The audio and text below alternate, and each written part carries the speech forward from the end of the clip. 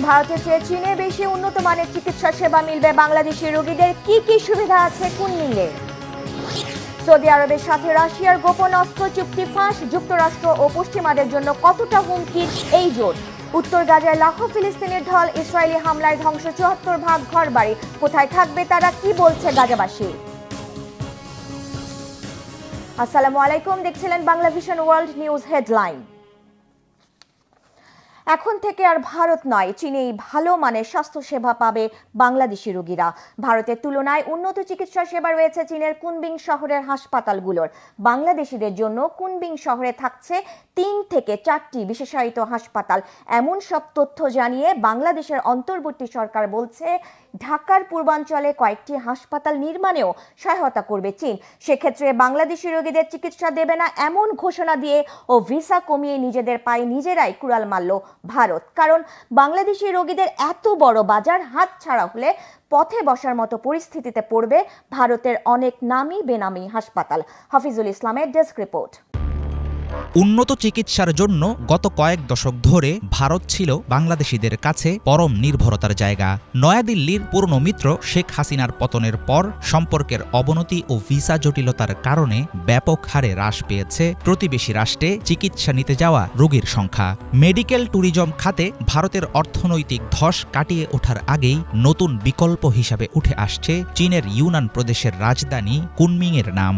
এর পাশাপাশি ঢাকার পূর্বাঞ্চলে কয়েকটি হাসপাতাল নির্মাণে সহযোগিতার কথাও জানিয়েছে বেইজিং। ভিন্ন গন্তব্যে বাংলাদেশি রোগীদের যাতায়াত বাড়লে মুখ থুবড়ে পড়তে পারে কলকাতা, চেন্নাই, ভ্যালোর কিংবা বেঙ্গালুরুর নামি বেনামি অনেক হাসপাতাল। চীনের কুনমিংয়ে গিয়ে বাংলাদেশিরা যেন বিনা জটিলতায় চিকিৎসা নিতে পারে সে লক্ষ্যে দ্বিপাক্ষিক আলোচনা ও চীনা ভিসা সহজ করার প্রস্তাব দিয়েছে সরকার। সম্প্রতি চীন সফর থেকে ফিরে এমন তথ্য জানিয়েছেন অন্তর্বর্তী সরকারের পররাষ্ট্র উপদেষ্টা। তার বক্তব্যের পর কুনমিং নিয়ে জনমনে দেখা গেছে ব্যাপক আগ্রহ। ভারতের তুলনায় ভালো মানের সেবা দিতে সক্ষম স্বাস্থ্যসেবার জন্য সুপরিচিত চীনা এই শহর। Kunming medical university, Kunming Yunnan hospital, Richland international হসপিটালের মতো আন্তর্জাতিক চিকিৎসা কেন্দ্রের পাশাপাশি এখানে রয়েছে 400-র বেশি আধুনিক হাসপাতাল ও মেডিকেল সেন্টার। সেবার মানের দিক থেকে চীনের হেলথ কেয়ার সিস্টেম ভারতের চেয়ে অনেকাংশেই উন্নত। স্বাস্থ্য খাতে ব্যয়ের ক্ষেত্রে দিল্লির চাইতে বেশি বেইজিংয়ের মাথাপিছু খরচের গড়। চিকিৎসা সেবা ভালো হলেও বাংলাদেশ থেকে চীনে যাতায়াতের খরচ ভারতের তুলনায় কম না। ঢাকা থেকে কুনমিংয়ে যেতে বিমান ভাড়া গুনতে হয় $300 বেশি। অন্যদিকে ঢাকা থেকে কলকাতা ফ্লাইটের টিকিট কিনতে লাগে $150 মতো। এছাড়াও রয়েছে ট্রেন ও বাসে চলাচলের সুযোগ। সেক্ষেত্রে কুনমিংয়ে চিকিৎসা সেবা নিতে আগ্রহীদের বিবেচনায় রাখতে হবে আবাসন ও দৈনন্দিন খরচের নানাবিধ বিষয়ও। চিকিৎসার নামে প্রতি বছর বাংলাদেশ থেকে বিদেশে চলে যায় প্রায় 60,000 কোটি টাকা। কিছুদিন আগে এমন তথ্য জানিয়েছেন বাংলাদেশ ব্যাংকের গভর্নর আহসান এইচ মনসুর। প্রকাশিত সংবাদে দেখা যায় চিকিৎসা নিতে দেশের বাইরে যান প্রায় 27,10,000 বাংলাদেশি। বর্তমানে বাংলাদেশিদের জন্য ভারতের ভিসা একরকম বন্ধ থাকায় চিকিৎসা নিতে থাইল্যান্ড, সিঙ্গাপুর, মালয়েশিয়া সহ বিভিন্ন বিকল্প দেশে বাড়ছে বাংলাদেশিদের ভিড়। হেলথ সেক্টরে ঢাকা ও বেইজিংয়ের দ্বিপাক্ষিক সংযোগ আরও গতিশীল হলে এবং কুনমিংয়ে সরকারি নির্দেশনায় বিভিন্ন হাসপাতালে অগ্রাধিকার সুবিধা পেলে চীন হয়ে উঠবে ভারত বিমুখ রোগীদের বিকল্প ঠিকানা। হাসিনা পরবর্তী পরিস্থিতি ও যুক্তরাষ্ট্রে ক্ষমতার পালাবদলের পর বাংলাদেশ ও চীনের মধ্যকার সম্পর্কের মাত্রা নিয়ে তৈরি হয় নানা রকম দ্বিধাদ্বন্দ্ব। তবে গুরুত্বপূর্ণ উন্নয়ন সহযোগী বেইজিংয়ের সাথে 5 দশকের ঘনিষ্ঠ সম্পর্ক বজায় থাকার বার্তা বয়ে আনল পররাষ্ট্র উপদেষ্টার সাম্প্রতিক সফর। কুনমিংয়ে চিকিৎসা সেবা নেয়ার প্রক্রিয়া সহজতর হলে এবং খরচ সহনীয় থাকলে অনেকাংশেই কমবে ভারতের প্রতি মুখাপেক্ষী থাকার প্রবণতা। সেক্ষেত্রে বাংলাদেশি রোগীদের এত বড় বাজার হাতছাড়া হওয়ার ধাক্কা আদৌ কি সামাল দিতে পারবে নয়াদিল্লি?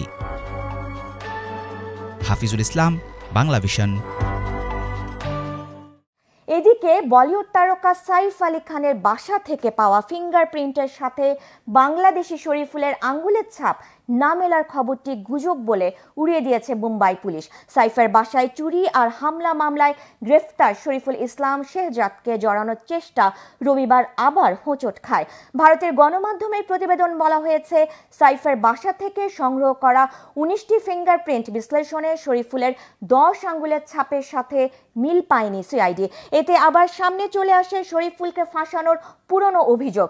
তোলপাড় শুরু হয় পুলিশের। জয়েন্ট কমিশনার সত্যনারায়ণ চৌধুরী দাবি করেছেন, ফিঙ্গারপ্রিন্ট নিয়ে প্রকাশিত খবরটি গুজব। বলেছেন, ফিঙ্গারপ্রিন্ট পর্যালোচনা করছে মুম্বাই পুলিশ। আর ডেপুটি কমিশনার দীক্ষিত গেদাম জানিয়েছেন, আরও কিছু নমুনা পরীক্ষা নিরীক্ষা করা হচ্ছে, তাই ফিঙ্গারপ্রিন্টের সম্পূর্ণ প্রতিবেদন আসা পর্যন্ত অপেক্ষা করার অনুরোধ জানিয়েছেন তিনি। এদিকে শরীফুলকে পুলিশ হেফাজতে রাখার মেয়াদ 29 জানুয়ারি পর্যন্ত আরও 5 দিন বাড়ানো হয়েছে। এর আগে বান্দ্রা আদালতের নির্দেশে 5 দিন পুলিশ হেফাজতে ছিলেন তিনি। 16 জানুয়ারির ঘটনায় শরীফুলকে গ্রেফতার দেখানো হলেও বাংলাদেশে তার বাবার বক্তব্য আর সাইফের বাসার নিরাপত্তা ক্যামেরায় ধরা পড়া ছবির সাথে চেহারার অমিল থাকায় মামলাটি শুরু থেকেই প্রশ্নবিদ্ধ।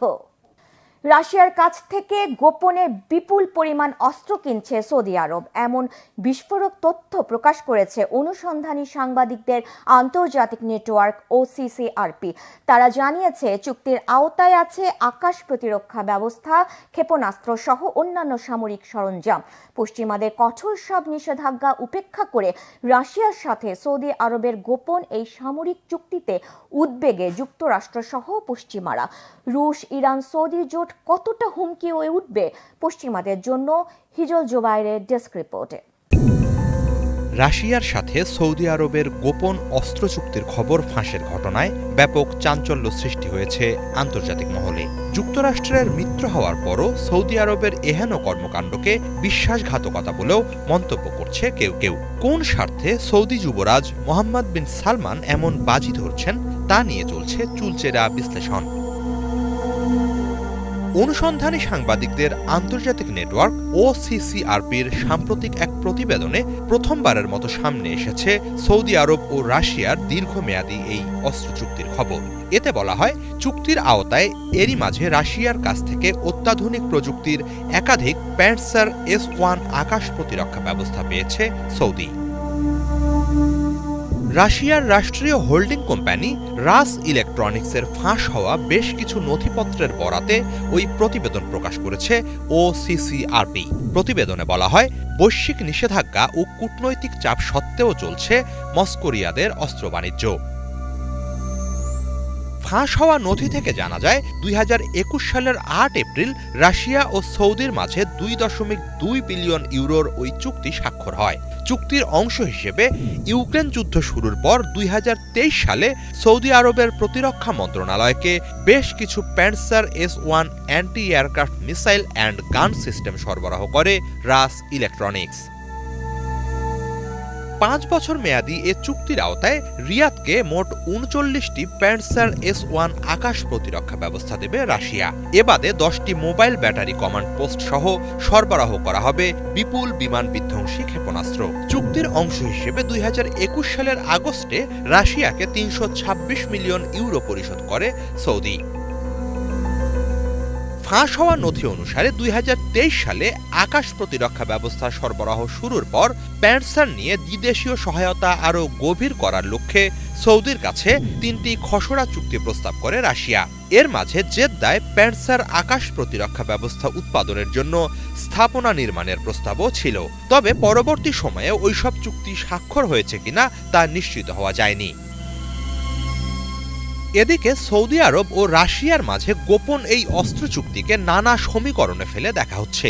একই সাথে আঞ্চলিক ও বৈশ্বিক রাজনীতির ক্ষেত্রে প্রভাব ফেলতে পারে রিয়াদ মস্কোর এই আঁতাত। বিশ্লেষকরা বলছেন, যুক্তরাষ্ট্র সহ পশ্চিমা দেশগুলোর কঠোর সব নিষেধাজ্ঞার পরও বাকি বিশ্বে রাশিয়ার প্রভাব যে বাড়ছে সেই বাস্তবতাই তুলে ধরছে এই চুক্তি। এর মধ্য দিয়ে যুদ্ধের মাঝেও কোণঠাসা না হয়ে উল্টো অর্থনৈতিক ও রাজনৈতিক শক্তি অর্জন করছেন পুতিন। অন্যদিকে পুতিনের প্রতি মিত্র সালমানের এই নির্ভরতা মধ্যপ্রাচ্যের রাজনীতির প্রশ্নে যুক্তরাষ্ট্রকেও উদ্বিগ্ন করার জন্য যথেষ্ট। এছাড়া অত্যাধুনিক এসব অস্ত্রের ভাণ্ডার বাড়িয়ে ক্রমশ সামরিক দিক থেকে মধ্যপ্রাচ্যে আরও শক্ত অবস্থান তৈরি করছে সৌদি আরব। আঞ্চলিক ভূরাজনীতিতে প্রভাব বিস্তারের যে প্রতিযোগিতা, সেই প্রেক্ষাপটে এটি প্রতিদ্বন্দ্বী ইরান বা ইসরায়েলের জন্য উদ্বেগের বিষয়। হিজল জোবায়ের, বাংলা ভিশন। দীর্ঘ 15 মাস পর উত্তর গাজার বিধ্বস্ত বাড়ি ঘরে ফিরতে শুরু করেছে লাখো ফিলিস্তিনি। হামাসের সাথে ইসরায়েলের যুদ্ধবিরতির পর এই প্রথম উত্তর গাজায় যাওয়ার অনুমতি পেল ফিলিস্তিনিরা। বেসামরিক নারী জিম্মিদের মুক্তি না দিলে উত্তর গাজায় ফিলিস্তিনিদের যেতে দেওয়া হবে না। শনিবার ইসরায়েলের এমন হুমকির পর চলতি সপ্তাহের মধ্যে আরও 6 ইসরায়েলি জিম্মিকে মুক্তির ঘোষণা দেয় হামাস। এরপরই সোমবার উত্তর গাজায় ফিলিস্তিনিদের ঢোকার অনুমতি দিল ইসরায়েল। নেতজারিম করিডোর খোলার পর প্রথম 2 ঘন্টায় 2 লাখ ফিলিস্তিনি হেঁটে গাজার উত্তরাঞ্চলে ঢুকেছে বলে জানিয়েছে আন্তর্জাতিক সংবাদ মাধ্যমগুলো। ইসরায়েলি নৃশংস আগ্রাসনে ধ্বংস হয়ে গেছে গাজা 74 ঘর বাড়ি। তাহলে কোথায় থাকবে তারা? বাস্তুচ্যুত গাজাবাসী জানিয়েছে ধ্বংসস্তূপ সরিয়ে নিজেদের ঘর বাড়ি নিজেরাই আবার বানাবে। বহুদিন পর স্বজনদের সাথে দেখা হয়, কান্নায় ভেঙে পড়ে ফিলিস্তিনিরা। যুদ্ধের প্রথম দিকে স্থল আগ্রাসনের সময় উত্তর গাজা থেকে অন্তত 11 লাখ ফিলিস্তিনিকে জোর করে তাদের ভূখণ্ড ছাড়তে বাধ্য করেছিল ইসরায়েল। অবৈধ অভিবাসী ধরতে ব্যাপক ধরপাকড়ে নেমেছে যুক্তরাষ্ট্রের আইন শৃঙ্খলা বাহিনী। পরিস্থিতি এতটাই নাজুক যে গ্রেফতারের সংখ্যা বেড়ে এখন দিনে 1000-এর কাছাকাছি পৌঁছেছে। দেশে দেশে অভিবাসী বোঝাই ফ্লাইটও পাঠাতে শুরু করেছে যুক্তরাষ্ট্র। আর তা গ্রহণে অস্বীকৃতি জানালে বাড়তি শুল্ক আরোপ আর ভিসা নিষেধাজ্ঞার শাস্তি প্রস্তুত রেখেছে নয়া মার্কিন প্রেসিডেন্ট ডোনাল্ড ট্রাম্পের প্রশাসন, যা তৎতাজা নজির কলম্বিয়া। এতে আতঙ্কে দিশেহারা বাংলাদেশ, ভারত, সিরিয়া সহ বিভিন্ন দেশের অবৈধ অভিবাসীরা বুঝতে পাচ্ছেন না পালাবেন কোথায়, বাঁচবেন কিভাবে। বিস্তারিত মেহরাব হোসাইন খানের ডেস্ক রিপোর্টে। Please raise your right hand and repeat after me. 20 জানুয়ারি শপথের দিন থেকেই অবৈধ অভিবাসীদের বিরুদ্ধে যুদ্ধে নেমেছেন নয়া মার্কিন প্রেসিডেন্ট ডোনাল্ড ট্রাম্প। একের পর এক নির্বাহী আদেশে অবৈধ অভিবাসীদের জন্য যুক্তরাষ্ট্রের মাটি প্রায় জাহান্নাম বানানোর পণ ধরেছেন দ্বিতীয় মেয়াদে ক্ষমতায় আসা এই রিপাবলিকান নেতা। পরীক্ষিত খ্যাপাটে এই নেতার নির্বাচনী প্রতিশ্রুতি পূরণের তাণ্ডব শুরু হয় চরম বিপাকে বাংলাদেশ, ভারত, পাকিস্তান, সিরিয়া, ইয়েমেন সহ বিভিন্ন দেশের অভিবাসন প্রত্যাশীরা। জীবনের প্রতি হুমকি থেকে বাঁচতে অথবা জীবিকার সন্ধান ভিন্ন ভিন্ন কারণে যারা যুক্তরাষ্ট্রে ঢুকেছেন, অপেক্ষায় আছেন বৈধ হওয়ার, তাদের সামনে এখন ঘোর অমানিসার আধার। কি করবেন, কোথায় যাবেন, পালিয়ে বাঁচবেনই বা কিভাবে? মরার উপর খাড়ার ঘা হিসেবে যোগ হয়েছে পুলিশি ধরপাকড়। বিভিন্ন অঙ্গরাজ্য চষে বেড়াচ্ছে পুলিশের পাশাপাশি অভিবাসন, মাদক, অস্ত্র আর কাস্টমস বিষয়ক ভিন্ন ভিন্ন বিভাগের টিম। বাসাবাড়ি, ব্যবসা প্রতিষ্ঠান আর বন জঙ্গল কোথাও নিরাপদ নয় অবৈধ অভিবাসীরা। গ্রেফতারের সংখ্যা বাড়ছে দিনকে দিন। বৃহস্পতিবার এই সংখ্যা 500-র কিছু বেশি হলেও রবিবার তা বেড়ে 950 ছাড়িয়েছে। এমন ঘোলাটে পরিস্থিতিতে ট্রাম্পের মতিগতি বুঝতে পারছেন না বিশ্লেষকরাও। প্রাথমিকভাবে এসব ভয় ধারণার অস্ত্র মনে হলেও আসল অবস্থা বুঝতে হলে আপাতত কিছুদিন পর্যবেক্ষণ ছাড়া গতি নেই বলে মনে করছেন তারা। দীর্ঘমেয়াদে কি হতে যাচ্ছে এবং ট্রাম্পের আমেরিকা ফার্স্ট নীতি আসলেই বাস্তবে রূপ নেবে কিনা তা দেখতে আমাদের আরও অপেক্ষা করতে হবে। আমরা এখনো জানি না এটা মধ্যস্থতার জন্য রাজি করানো অথবা আমেরিকার অধিবাসী আর আমেরিকার বিভিন্ন অঞ্চলের মধ্যে সম্পর্কের আমূল পরিবর্তন আনার কোনো কৌশল কিনা। সামরিক পরিবহন বিমানে অবৈধ অভিবাসীদের বোঝাই করে যুক্তরাষ্ট্র থেকে পাঠানো ফ্লাইট গত শুক্রবার গুয়াতেমালা গ্রহণ করলেও ফিরিয়ে দেয় মেক্সিকো। রবিবার যুক্তরাষ্ট্রের একই পদক্ষেপের বিরুদ্ধে মেক্সিকোর মতো অবস্থান নেয় কলম্বিয়া। শোধ নিতে দেশটি থেকে আমদানি পণ্যে শুল্ক 25% বাড়িয়ে 50% করার নির্দেশ দিয়েছিলেন প্রেসিডেন্ট ট্রাম্প। নিজের মালিকানাধীন সামাজিক মাধ্যম ট্রুথ সোশ্যালে কলম্বিয়ার বিরুদ্ধে ভিসা নিষেধাজ্ঞার খবরও দিয়েছিলেন। প্রতিক্রিয়ায় মার্কিন পণ্যে একইভাবে 25% বাড়তি শুল্ক আরোপের ঘোষণা দেওয়ার 24 ঘন্টা না যেতেই সিদ্ধান্ত পরিবর্তন করেন কলম্বিয়ার প্রেসিডেন্ট গুস্তাভো পেত্রো। বলেছেন, অধিবাসীদের সাথে সম্মানজনক ব্যবহার করা হলে এই ধরনের মার্কিন ফ্লাইটে বাধা দেবে না কলম্বিয়া। ট্রাম্পের চরম শক্ত অবস্থানের প্রভাব পড়েনি যে কোনো উপায়ে যুক্তরাষ্ট্রে ঢুকতে আগ্রহীদের উপরে। নিরাপত্তা আর উন্নত জীবনের হাতছানিতে মেক্সিকো লাগোয়া যুক্তরাষ্ট্রের দক্ষিণের সীমান্তে ছুটে চলেছে মানুষের স্রোত। এদের কেউ কেউ লড়াই করে জীবনের ঝুঁকি নিয়ে হলেও যুক্তরাষ্ট্রে ঢোকার উন্মাদনায় উজ্জীবিত। বেগতিক পরিস্থিতিতে অনুপ্রবেশ ঠেকাতে গত সপ্তাহে সীমান্তে ১৫০০ সেনা, হেলিকপ্টার আর নজরদারি সরঞ্জাম পাঠানোর নির্দেশ দিয়েছেন প্রেসিডেন্ট ট্রাম্প। এত আয়োজনে যুক্তরাষ্ট্রের পানে ছুটতে থাকাদের আষ্টেপৃষ্ঠে ঘিরে ধরেছে হতাশা আর অনিশ্চয়তার শিকল। মনে ঘুরপাক খাচ্ছে, ব্যর্থ হলে যাবেন কোথায়? দেশে ফিরতে হলে মুখ দেখাবেন কিভাবে স্বজনদের? Mehrab Hussain Khan, Bangla vision, news desk. ইতালির ভ্যাটিকানের আদলে মুসলিমদের জন্য একটি ক্ষুদ্র রাষ্ট্র গড়ে তোলার পরিকল্পনা করছে ইউরোপের দেশ আলবেনিয়া। নতুন এই রাষ্ট্রকে তৈরি করা হবে বিশ্বে সুফিবাদের কেন্দ্র হিসেবে। আধ্যাত্মিক এই দেশে থাকবে না কোনো দেয়াল বা প্রাচীর। সম্প্রতি রাষ্ট্রীয় একটি অনুষ্ঠানে এমন পরিকল্পনার কথা জানান আলবেনিয়ার প্রধানমন্ত্রী এডি রামা। বিস্তারিত মীর ফজলে রাব্বির ডেস্ক রিপোর্টে। ক্যাথলিক চার্চের আধ্যাত্মিক নেতাদের নেতৃত্বে পরিচালিত বিশ্বের ক্ষুদ্রতম স্বাধীন দেশ ভ্যাটিকান। ১৯২৯ সালে ইতালির রাজধানী রোমের মাঝখানে গড়ে ওঠে এই রাষ্ট্র, যে রাষ্ট্রের জনগোষ্ঠীর অধিকাংশই খ্রিস্টান ধর্মযাজক, পুরোহিত ও সন্ন্যাসী। এবার সেই ভ্যাটিকানের আদলে মুসলিমদের জন্য একটি ক্ষুদ্র রাষ্ট্র গড়ে তোলার পরিকল্পনা করছে ইউরোপের দেশ আলবেনিয়া। নতুন এই রাষ্ট্রকে তৈরি করা হবে বিশ্বে সুফিবাদের কেন্দ্র হিসেবে। আধ্যাত্মিক এই দেশে থাকবে না কোনো দেয়াল বা প্রাচীর। নিজস্ব প্রশাসন থাকলেও দরকার পড়বে না কোনো পুলিশের। এমনকি এখানকার বাসিন্দাদের দিতে হবে না কোনো ধরনের ট্যাক্স।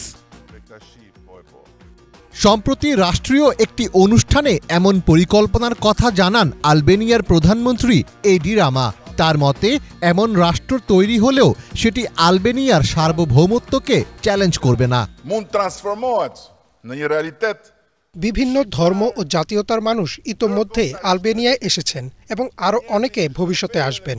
আশা করি তারা একটা প্রতীকী রাষ্ট্রের খোলা দরজা দিয়েই আধ্যাত্মিক জগতে প্রবেশ করতে পারবেন। আমরা এখানে বিভক্ত করতে আসিনি, আমরা এসেছি একত্রিত হতে।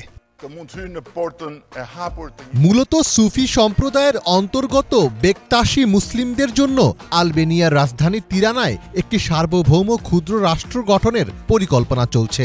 গত বছর জাতিসংঘের এক অনুষ্ঠানে বক্তব্য দেওয়ার সময়ও এই পরিকল্পনার কথা জানিয়েছিলেন এডি রামা।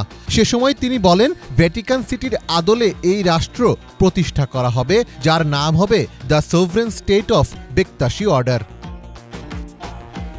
গত ২০০ বছরে মুসলিম সংখ্যাগরিষ্ঠ রাষ্ট্র হিসেবে বিবেচিত হয়ে আসলেও ২০২৪ সালে সেই তকমা হারায় আলবেনিয়া।